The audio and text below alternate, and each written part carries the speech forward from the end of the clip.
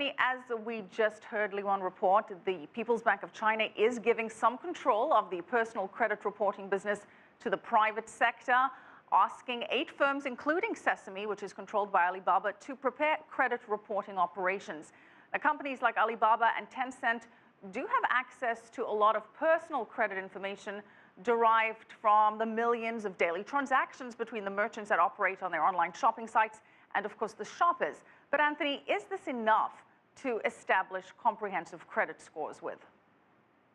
Well, I think it's a good start. I mean, we obviously have to start somewhere. If they don't adopt some sort of system like we have here in the United States that I'm familiar with, there's no way to tell a person's credit worthiness to establish what kind of risk the creditor is putting themselves at, as well as the actual personal consumer using that credit.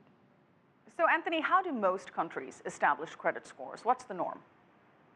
Well, the norm here in the United States has obviously been through purchase of a home, a car, how you pay your bills on time, your credit cards. If you do not pay those bills on time, obviously, then they will report that to the 3 major credit bureaus here in the United States, which then goes on your credit report and can be public records like bankruptcies, tax liens, judgments, which will then bring down your score or elevate your score depending on the negative or positive information that is reported to them. Now, in the U.S., Anthony, ironically, you have to pay on credit to get credit. So people who use cash or debit cards and, in essence, debt-free and not using loans because they have the money, they struggle to ever get a credit card and then establish a credit history. In the first place, it's a bit of a catch-22. Surely the system is flawed on that front. Yes, obviously it is. They don't give you, there is kind of a starting score even with no credit. You can actually have a credit score to start with. But to establish ongoing credit profile and score, you have to be using credit. So those that have been paying with cash for a number of years, and I have a lot of clients like that, I have to then educate them and coach them on exactly what they have to do to establish that credit score. One way here in the United States is to establish what's called a secured card, which means you have to give the creditor actually an amount of money, usually around $300. They'll give you a $300 limit credit card that you then use over the next 6 to 9 months to establish, that track record with them to prove that you're able to pay back that debt on time.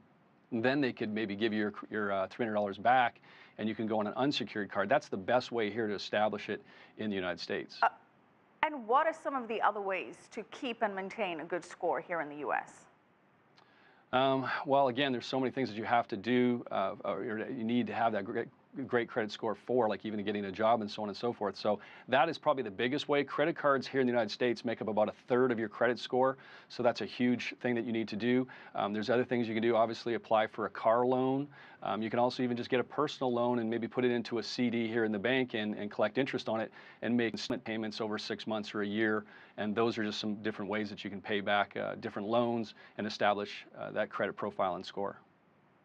All right. Thanks so much for that advice and insight. Anthony Gaalaas, founder and credit coach of AnthonyCreditExpert.com.